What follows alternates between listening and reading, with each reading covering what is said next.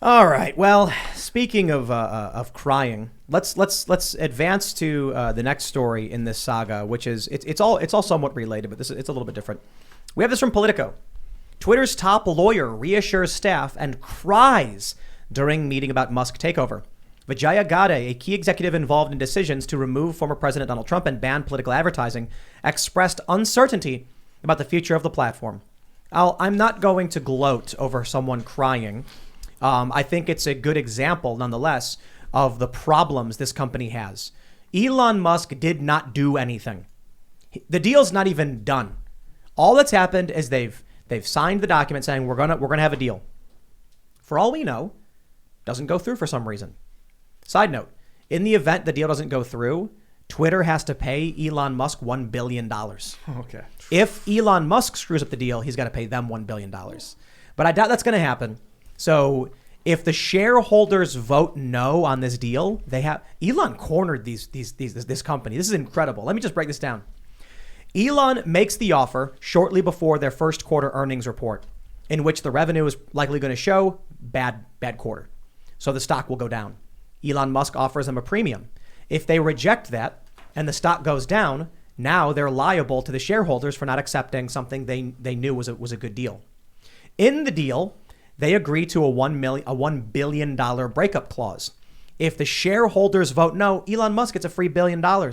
So now the shareholders are like, if we don't vote for this, not only are we likely going to see the stock plummet, but we're going to be out, the company will be out $1 billion, causing it to plummet even more. Elon won. Then 4D chess, if their stock plummets, he just gets a bunch of Robinhood accounts, buys it up anyway. Boom, Elon wins. He gets all of their toilet paper shares. But so for those of you may be familiar, Vijaya Gadde is the woman who was on the Joe Rogan Experience with me and Jack Dorsey. And she's breaking down and crying. Many people pointed out the reason she was on that show is she's actually the person behind everything that's been happening at Twitter in terms of all the wokeness, the political manipulation. It's her. She's the one, and now she's crying over this. Look, I'm not here to gloat over the crying. You want to make fun of her for crying and laugh about it, fine. I'll just point out the crying shows they know they've lost. This is a major moment. Mm-hmm. Well, it reminds me of when the Google employees had their big open house or the big meeting after Trump won, and they were all crying and worried, and the tremendous angst that they expressed about their role in allowing Trump to win and defeat Hillary Clinton. And we saw them respond and react. What I'm wondering about is what's going to happen in the Twitter world at the business, because there's going to be a resistance there, I think, to what Elon Musk wants to do. The culture is so ingrained with the wokeness there from the bottom and the top. And we saw it with the attorney crying here. How do you say her name again? Vijaya Gadde. I can't try that one. That's too hard for me. But it's an example of what he's going to face with the personnel there and the wokeness. And he's going to face a resistance like President Trump faced with the administrative state. Well, then the first thing you do is fire Vijaya.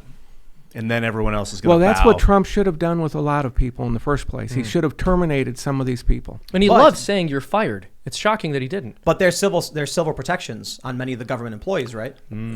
On some of them, but there were a lot of them. In the national security staff, we should have let a lot of people go right away.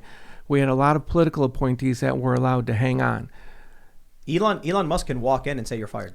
Yes, he can. He owns it outright. It's remarkable seeing some of these people. They really don't understand anything about work or companies, because some of these lefties are like, Elon Musk is, I'm losing a bunch of followers.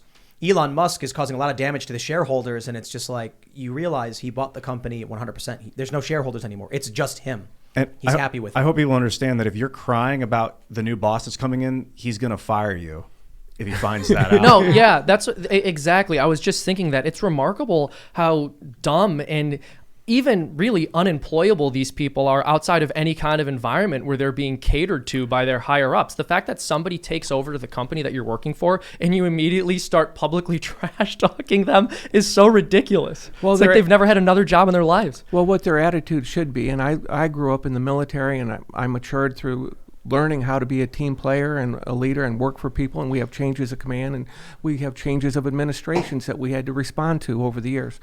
What your job is to find out where the boss wants to go, help him get there, Okay, if there are problems in his way, identify what those problems are and help mitigate those. Give him a pathway.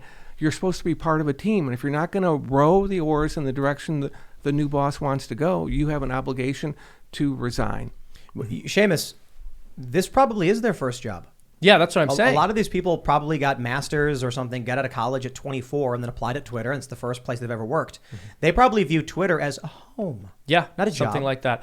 Well, and I've sort of joked about this in the past, but it's part of why we live in such a bizarre world where conservative people are afraid to voice their own opinions and signal the fact that they're on the right, and left-wing people are very comfortable doing so at their jobs. Because when you state you're a left-wing individual of this brand of progressivism, all you're doing is advertising the fact that you're unemployable.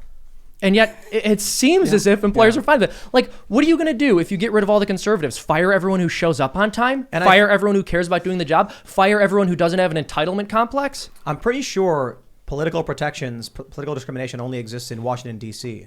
for the most part. I mean, maybe there's some smaller jurisdictions, but D.C. protects political affiliation as a protected class. Makes sense. If you're forced to go live in D.C., at least partially because you're in Congress or whatever, having someone say we don't serve Republicans is a huge problem. Outside of there, I'm pretty sure if you went to a company and said that you were a leftist, they could be like, we're not hiring you. Or if you were in the middle of your job and said you were a leftist or a conservative, they could be like, you're fired for that reason. Yeah, well, it's an interesting point, too, because you could have a particular business that has to service a market. So, for example, if you were doing something like producing conservative content, you probably wouldn't want to hire left-wing people, and it would be bizarre if there was a law requiring you to do so. I don't think that hiring anybody that's political makes sense. If someone comes in and they're like, I identify, get out, identity politics person. Well, hold on there. Gender identity is protected.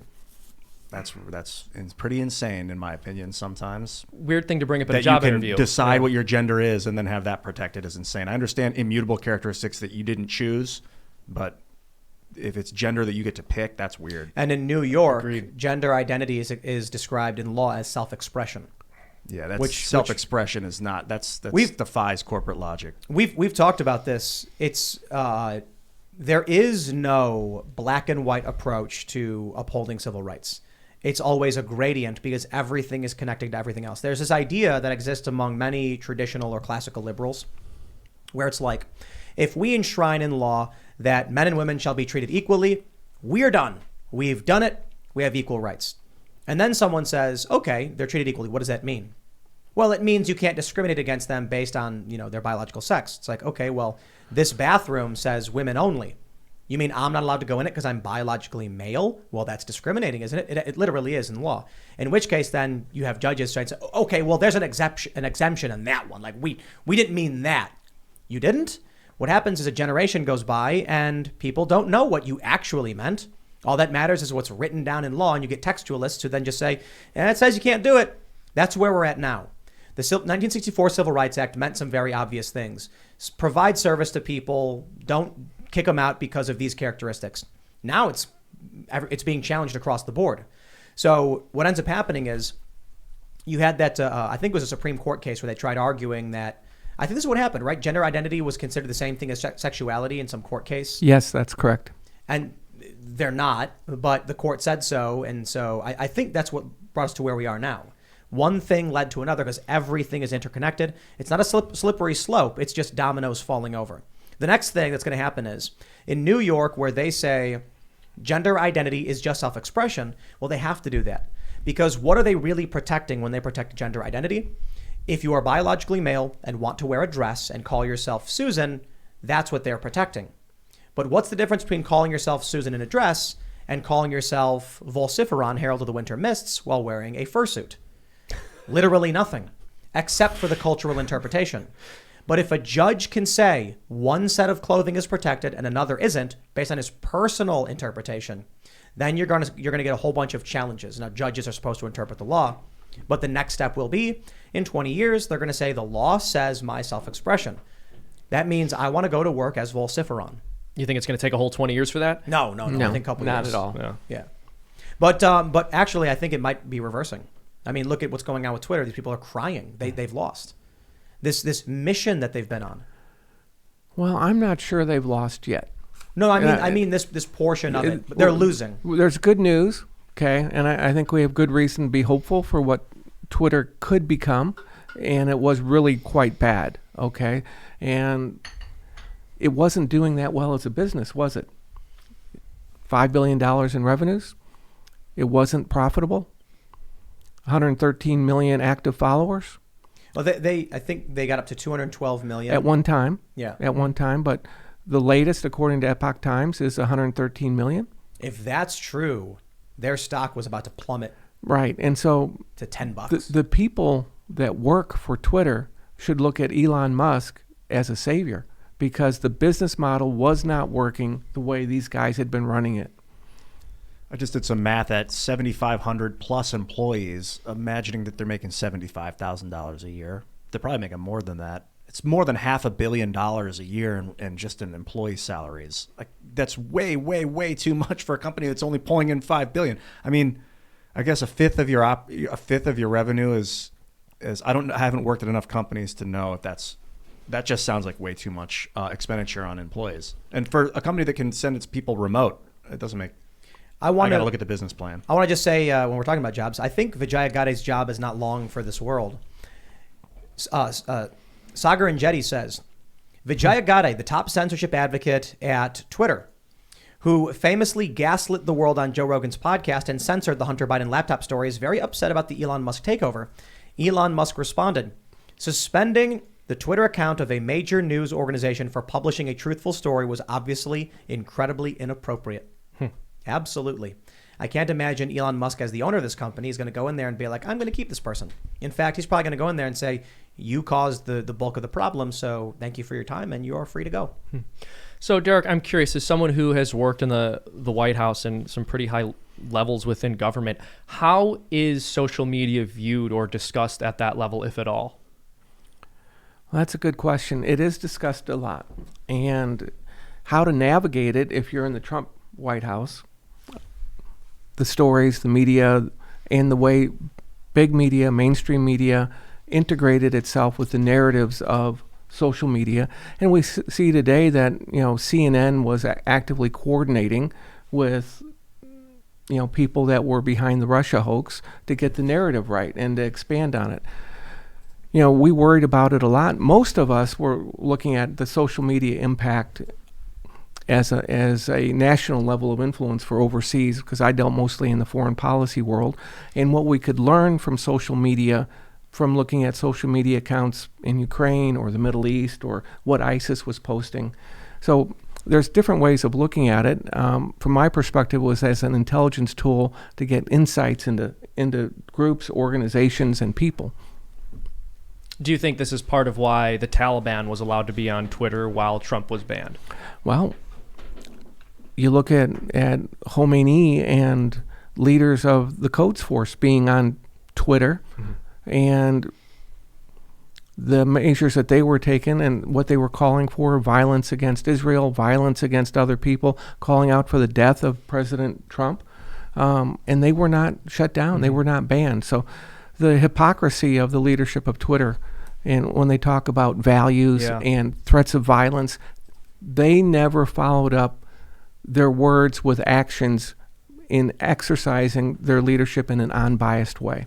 They never did, and that's part of the reason they've had so many problems, and they lost so many followers, from 214 million to 113 active users. Thanks for checking out this segment from the Timcast IRL podcast. But if you want to check out the full show live, tune in Monday through Friday at 8 p.m. And if you want more special access content, head over to timcast.com and become a member. Your membership helps sustain this company, keep our journalists employed, makes this show happen, and you will get access to exclusive members-only segments of the Timcast IRL podcast, and there's a massive library to check out. So again, go to timcast.com or tune in Monday through Friday at 8 p.m., and we'll see you all there.